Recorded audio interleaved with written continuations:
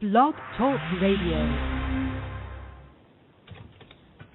Following ingredients include a look behind the scenes. Cook uncovered until hot. Add grooves to taste. I would like, if I may, to take you on a strange journey. Once upon a time, there was a little girl. The accident was over a year ago. A second woman has been elected president. The 12th planet has been named in the solar system.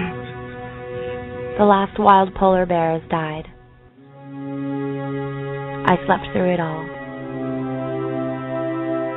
I was here for my waking. He called it a beginning. He said it was good. I think you may have thought that anything I did was good. Welcome to Transition Radio with your host, Mark Angelo Cummings. And your hostess, Jessica Lynn Cummings. The show for trans folks by trans folks, here to let your voice be heard.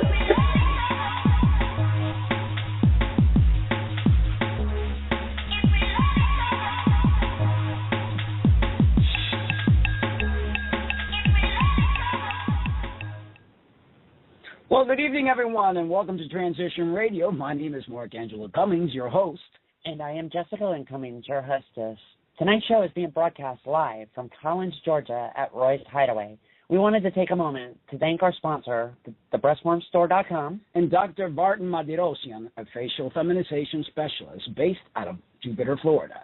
Visit our website and click on their links to check them out and support them. Last week, we watched a film on Netflix which was based on multiple trans women in jail being placed in male facilities. This is something I am sure that most of us think about if we ever had the misfortune to be incarcerated. And we welcome all callers tonight to chime in. I can't even think of the word. Throw in your input. Throw in your input. And the number to call in is 646-716-6895. Again, that's 646-716-6895. Doing a little research regarding this because this is something that obviously most of us think about. What happens if we ever broke the law, or we didn't break the law but they thought we broke the law and we get placed in jail?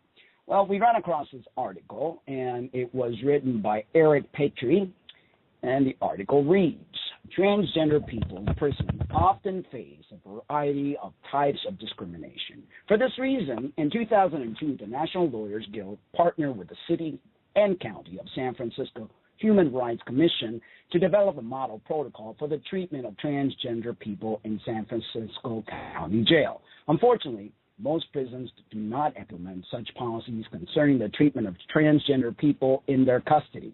Prison is typically a highly gender environment that requires the classification of prisoners into female bodies. One common problem is discrimination in gender identity or expression. This may involve policies that require prison staff to refer to people in prison by titles or pronouns associated with their birth sex. For example, calling a trans woman Mr. and he against her wishes, or instituting mandated dress codes and grooming codes that have a disparate impact on transgender people. For example, requiring all people in men's prisons to wear masculine clothing, refusing to permit inmates in men's prisons to use makeup, and denying transgender women in men's prisons access to bras or prescription hormones. In addition, prison staff often discriminate against transgender people by asking them to strip unnecessarily for gender checks, asking improper questions about private details or of their anatomy, and placing them in isolation as the alternative to an unsafe group placement. Common practice in the California prison system is that transgender people who have not had their surgery are housed according to birth sex, regardless of how long an individual may have lived in his or her present gender identity, and regardless of how many types of medical transition treatments used, such as hormones, facial surgeries, or top surgeries. and regardless of the inmate's appearance. For example, a transgender woman who has been on hormones, has had a tracheal shave and facial reconstruction surgery, has breasts, long hair, and lives full-time as a woman, but has not had the genital reassignment surgery, will be classified as male and incarcerated in a male facility. It is easy to see how this policy creates potentially dangerous situation for transgender inmates, particularly in circumstances where transgender women are housed in men's prison, renowned for sexual violence. In contrast, a new policy adopted by the Illinois Department of Corrections requires a psychiatrist to evaluate transgender inmates individually, and a case-by-case determination on prison placement is made. The assessment considers a variety of factors, including inmate safety, and genital status is not determinative. In 2010, a California bill which would have required prison officials to consider the sexual orientation and gender identity of prisoners when making placement determinations was vetoed by then-Governor Arnold Schwarzenegger. Yes. This is something, again, that I don't know if many of you actually think about this, but what happens if you get too many tickets, or what happens, I don't know, whatever reason that a person may be put in jail? I mean, all you have to do nowadays is sneeze wrong. Be in the wrong place at the wrong time, and boom. And there you are, you know, and it's a scary thought. I mean, I myself, are they going to put me in a male prison, and then am I going to become a male whore, or because I still have a vagina? I don't know. Put me in kind of iffy. Yeah, and if they put me in a female prison, am I going to be like really, really popular? You know, it's you're going to have the most cigarettes. Oh, yeah, definitely so. The most cigarettes, the most anything. Either way they place me, but it's something that we really have to think about. I, for one, wouldn't want to be in isolation, all the time, because that's very depressing. One of the things I think that makes jail bearable is that you do have some sort of contact with other people. I mean, being stuck in isolation, which is used as a form of when you do something wrong, they place you in isolation. That's how they punish you. Exactly. But you also don't want to be in general population and be used as a fuck doll either. Well, I don't know. That might be. Oh shit! Okay. Next topic. No, but seriously, I mean, when we saw this film the other day, it was like it really put one of those. This would be a good show idea, and we would love to get your input on this. If you know anyone that has been incarcerated, or you yourself have been incarcerated, or you have thoughts or fears about this, please call us at 646-716-6895. Or just call us to say FTFU. Yeah, right? Why are you talking about this stuff? These are things, sometimes transgender people don't really want to face certain issues, and we think if we sweep it under a rug, it's going to go away. But these are things that are very important for us to talk about, discuss it, find solutions amongst one another, and see how we could create major change. Yeah, exactly. I did have someone write me from Facebook, wanted to share an article that was, the article is called Yacht Murderer Wanted Sexual Reassignment Surgery. The name of the individual is Skylar DeLeon. He wanted a sex change for the longest time and finally decided to take matters into his own hands. Uh-oh. In his first network television interviews, he was being convicted for murdering a couple aboard their yacht. Skylar DeLeon told ABC News that he wanted to be a woman so badly he tried to cut off his genitalia in prison. He said, I basically took a sheet and tied it around my lower extremity. I tied it around and I went to cut it off. Oh, my God. No, thank you. DeLeon's dream of big money and a more luxurious lifestyle came to an end after he murdered Tom and Jackie Hawks aboard the couple's yacht in 2004. In October of 2008, the jury voted for the death penalty for DeLeon, 29, a former child actor. But some believe the motive behind the murders didn't have to do with a desire for material wealth or DeLeon's abusive childhood. Instead, the cold-blooded killings may have been driven by DeLeon's gender identity.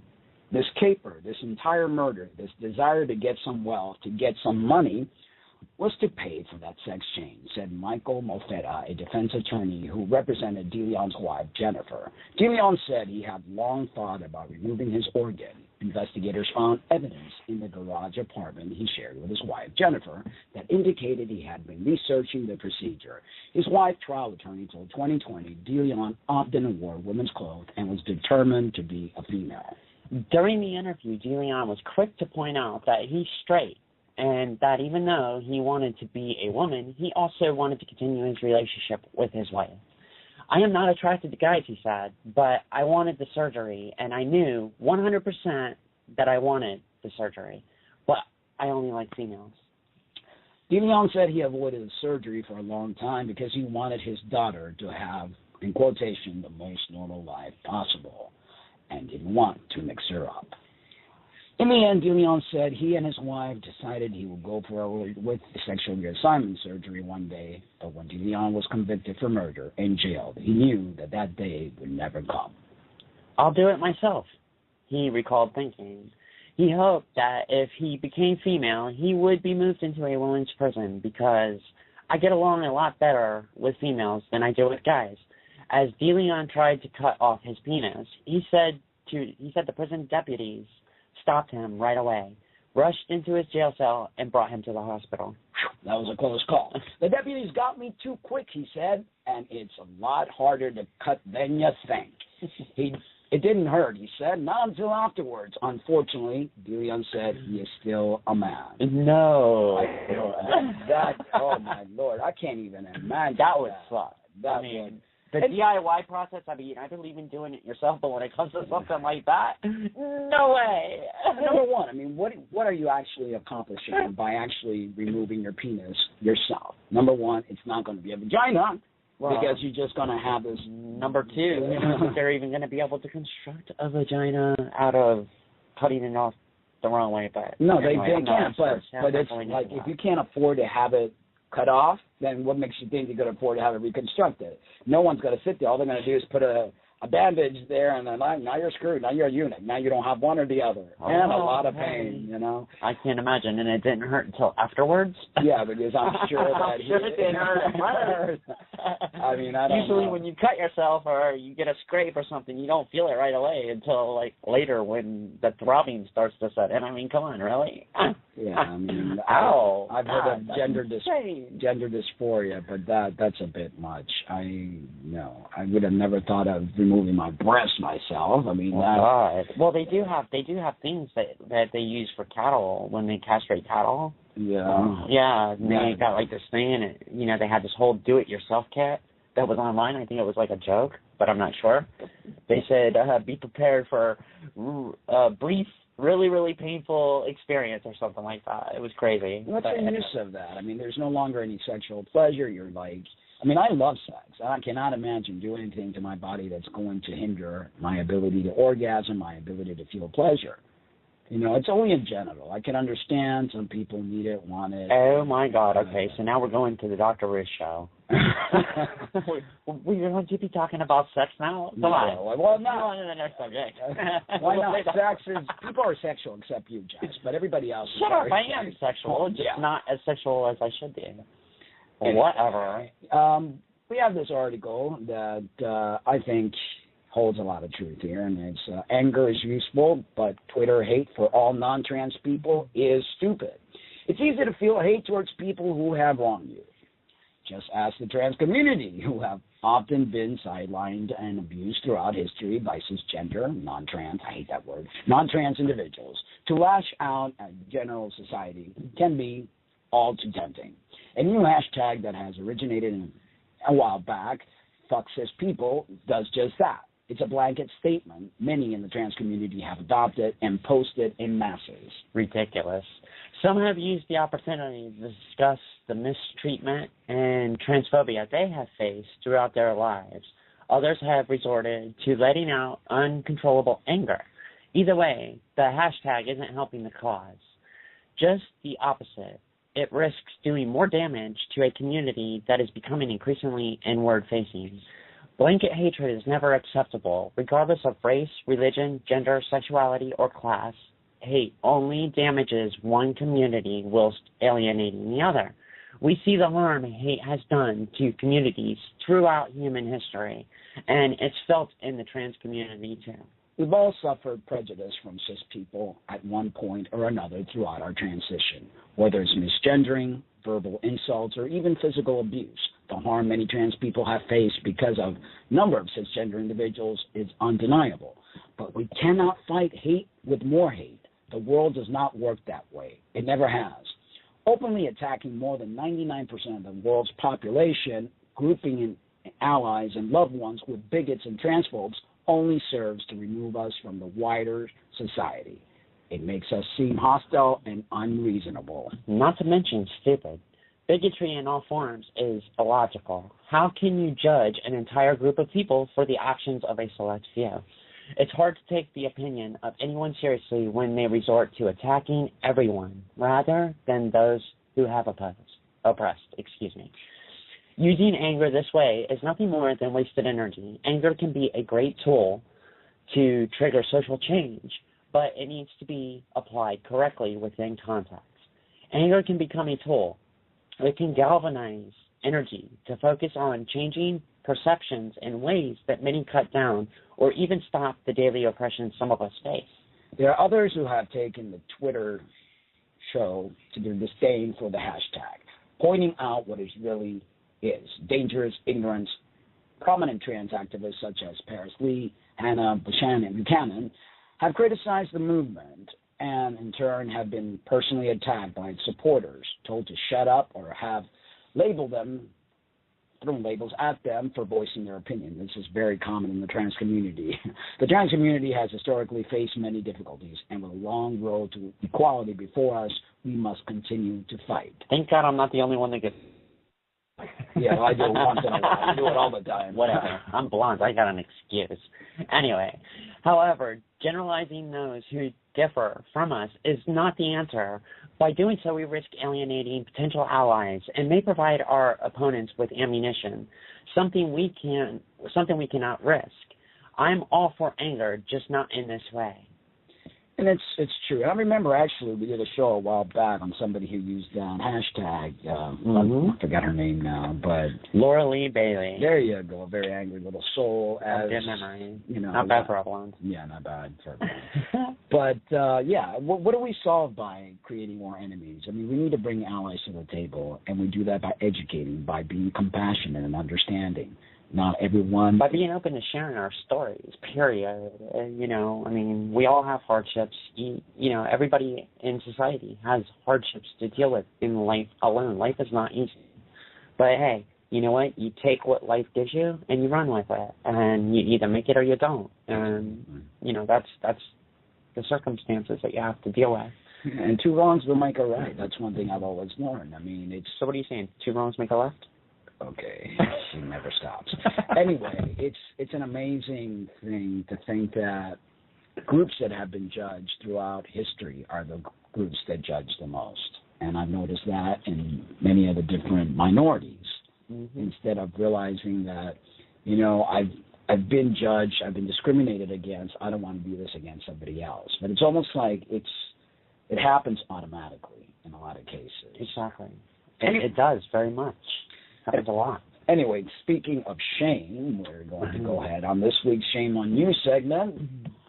No Transitioning, an article written by one of our authors and investigative reporters, Michelle Spicer. Have you ever noticed that when you are talking to a transgender woman, that she's always 100% sure beyond doubt that she's making the right decision? She very well may be making the right decision, but it is not possible to be 100% sure about anything. We are humans, and we have doubts. It's just part of the human nature. Yet in order to toe that line in the transgender community, she is forced to maintain an impossibility to secure her position in the transgender hierarchy. I recently posted an article about hormones, and I mentioned that hormone replacement therapy does not always cause sexual dysfunction. There was no end of trans women ready to swear that they lost sexual function not only from the first time they took hormones, they lost sexual function on the way home from the pharmacy. Loss of sexual function happens over time, and there are many trans women who remain functional right up until the time of surgery. But you won't hear any of them standing up to say so. They are simply not allowed to. not unless they want to risk losing face in a community that has little cohesion and offers even less help. Why do we have to keep up this pretense? Why do trans women have to argue about stealing the pink blanket from another baby hours after they were born in an effort to out-trans the next transgender woman? The arguments are ridiculous and can make us look like delusional fools. Even worse, if you attempt to let the light of reason into the room, they will go crazy and begin attacking you. And they don't mind misgendering you because they know it hurts. Why is it so important that we have no doubts about our transition? Does that make you less of a transgender person if you have second thoughts? Does it make you not transgender at all if you wonder about what transition will bring for you?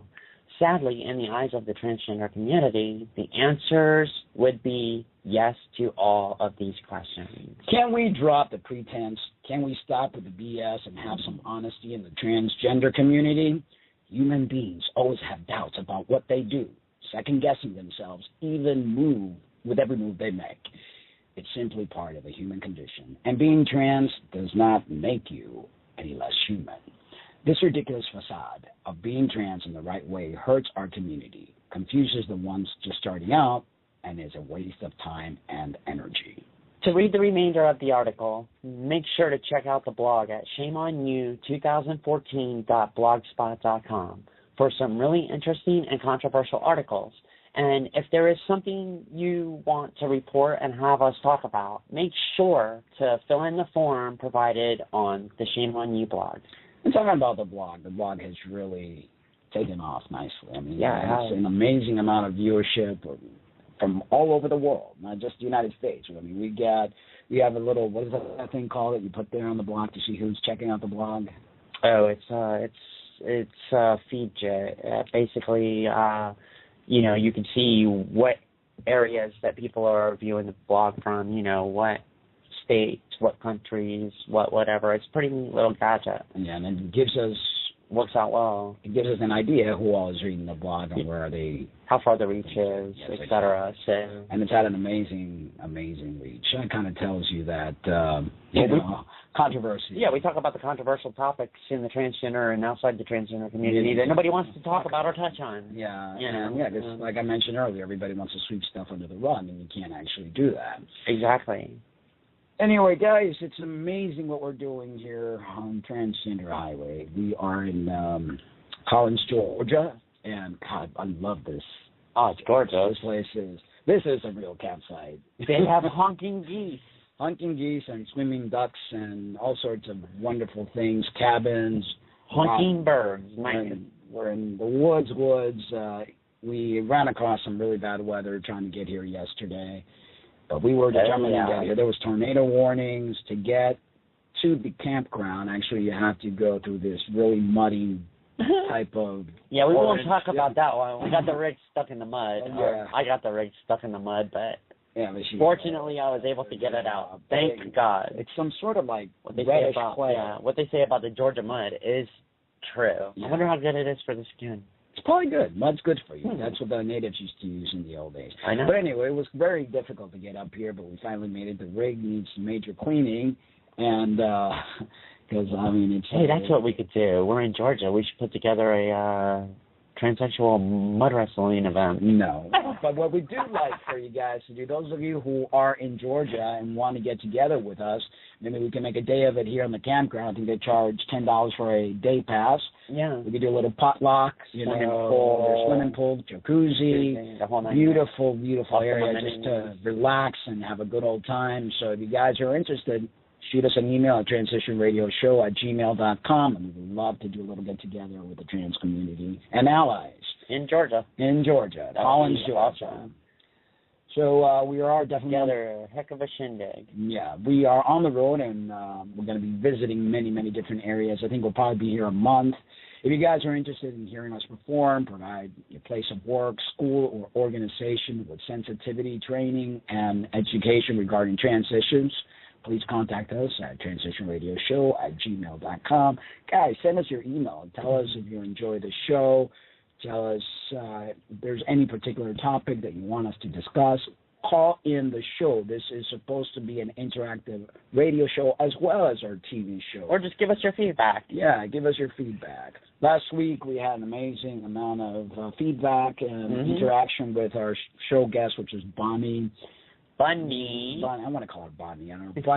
Bunny Bennett from Steam Power Giraffe. Yes, and lots of callers called in asking questions. That was a lot of fun. We enjoy that. It makes the show a lot more enjoyable when we get to interact with people.